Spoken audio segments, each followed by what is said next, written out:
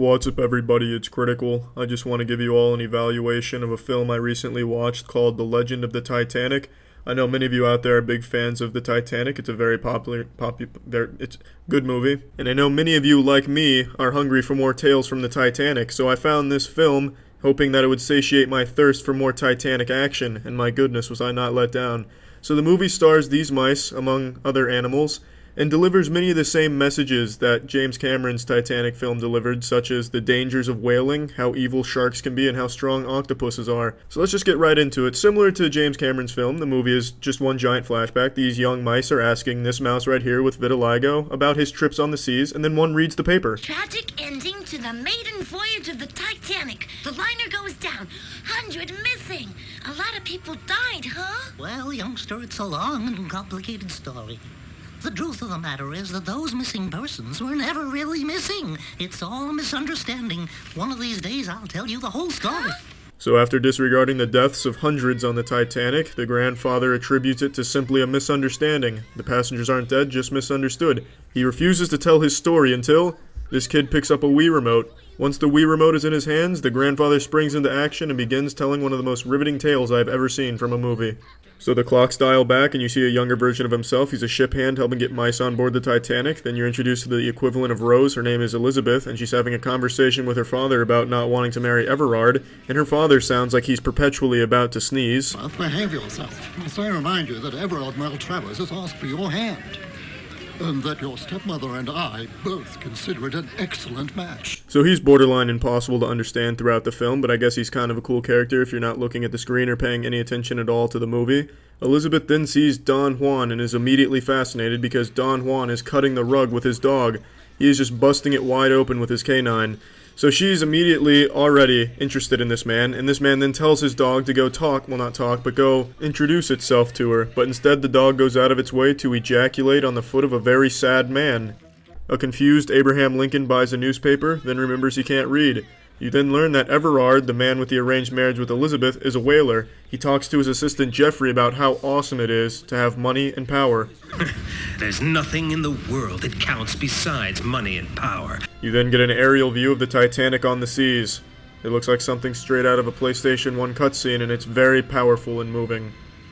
Elizabeth exhibits brief self-awareness and begins to cry after realizing she's trapped in the weirdest fucking movie I've ever seen. Her tear runs down her neck over her titties and falls onto the nose of a dolphin, igniting a small series of fireworks and sending that dolphin on a brief LSD trip.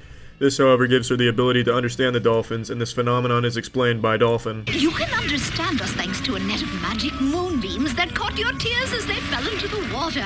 We added a little magic of our own, and voila! The spell was cast. Now, the flying dolphin's scientific explanation may be a bit shoddy, however it does serve as something, because we all know about magic moonbeams and dolphin magic.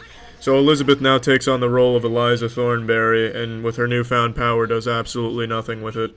After Elizabeth learns that Everard just wants to keep whaling, Everard sends Jeffrey on a mission to get in contact with a very special source and deliver a very important message. So to do this, he gives him a whistle that gives him the powers of Aquaman, and he gets in contact with a shark from Boston. Hey, what's going on? Jeffrey's my man. Talk to me, baby. After a very brief and uninteresting conversation, Jeffrey tells the shark to stay near the boat, and that the big message is that Everard wants them near the boat. Just stay alert and don't stray too far from the ship. Eventually, Connors and Ronnie talk to Elizabeth directly, and they become great friends immediately. Elizabeth, with the help of them, believes that she can not only stop whaling, but kill Everard. Casket, you've gotta fight. Of course I'm going to fight. Now I know you two are on my side. We can foil Everard and help those poor whales You too. can count on us. Elizabeth is a very trusting person. She puts very much faith into two mice she just met. However, it's a good thing she did because Connors and Ronnie, along with the help of Don Juan's dog Smiley and two birds that were in a cage but released from the cage by Connors and Ronnie, arrange a meeting between Don Juan and Elizabeth.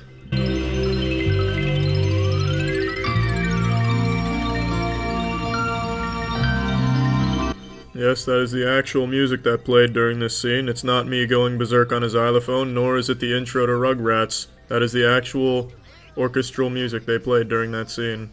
The Mouse Philharmonic then plays a very moving symphony That encourages Don Juan and Elizabeth to dance.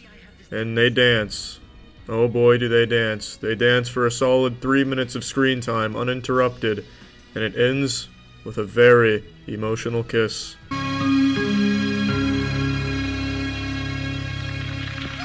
If you found yourself tearing up during the original Titanic, I assure you you'll be bawling your eyes out during this scene if you watch it in its entirety. Then every animal on the ship comes out here to celebrate because they love that shit. And then they dance again for 5 more minutes and they dance fucking weird.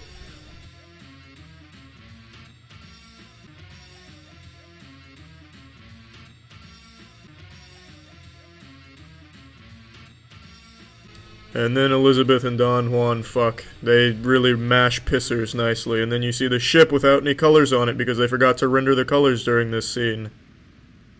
Ronnie and the other douchebag, I forgot his name, hear Everard wants to sink the ship. Our ears, we heard him say he's planning to sink a ship. We were thunderstruck. Jeffrey pets a very unappealing dog and walks away speaking gibberish. Man, I can't see a hipster goody thing. Jeffrey then goes to the sharks to help sink the Titanic.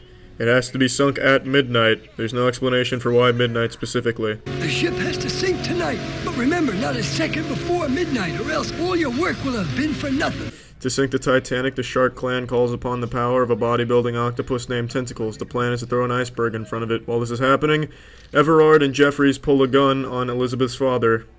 Why don't you sit down, my lord? You devil! I'd like to break down that scene. He asks if he would sit down, and the father obliges. He sits down, and Jeffries has the audacity to ask if he's deaf, even though he's already sitting down. I found that scene to be rather troubling. While I found it to be a very good scene and crucial to the overall plot, I did not like the inconsistency. He was already sitting down. You don't need to ask if he's deaf. He's not deaf. He sat down. But what he wanted him to sign the whaling papers, and then his wife comes in and wants to redo his will, so that way she gets everything after he gets killed by Everard and Jeffries. Pretty fucked up. So Tentacles hurls the iceberg like it's nothing but a bag of dog shit, and then the dolphins tell him what he just did was not very nice and he should feel bad, so he feels bad and wants to fix it. Meanwhile, Everard, Jeffrey, and these two hoes get away on this lifeboat while the Titanic is on a collision course with the iceberg. The Titanic starts to sink, but everyone is still polite, even amongst the chaos. Did you hear that excuse me from the gentleman that just got run into? That's incredible, good stuff. This man gets so upset he forgets how to speak. Upon realizing that the wires were cut that would allow for a successful SOS transmission, the mice do the only logical thing and attach the wires to this mouse's mustache. The plan was successful. The SOS was transmitted successfully. However, it came at a great cost, because as you just saw, it electrocuted that mouse. He sacrificed himself for the greater good. He's a hero. He did it. Nice work. Tentacles then throws 3 sharks like missiles and kills them. So that was some really cool shit. Nice work, Tentacles. While running away from some water, they find Elizabeth's father. He seems mildly upset, but not that disturbed, so they free him. Tentacles is then trying to hold the ship in one piece, preventing it from breaking apart. Good job, Tentacles. He's successful. He holds it together. He then profusely apologizes and says how it's all his fault. The dolphins then inform them that the whales are coming. So the whales start coming, and everyone's happy, until Tentacles' tentacle slips. And then pay very close attention to this. Did you fucking see that? That's something I'd like to break down once again. That is an octopus that just took a breath before going underwater. That leads me to believe that he can't actually breathe underwater, therefore he's just suffocating and literally just miserable 90% of his life. Because he lives underwater, that poor fucking thing.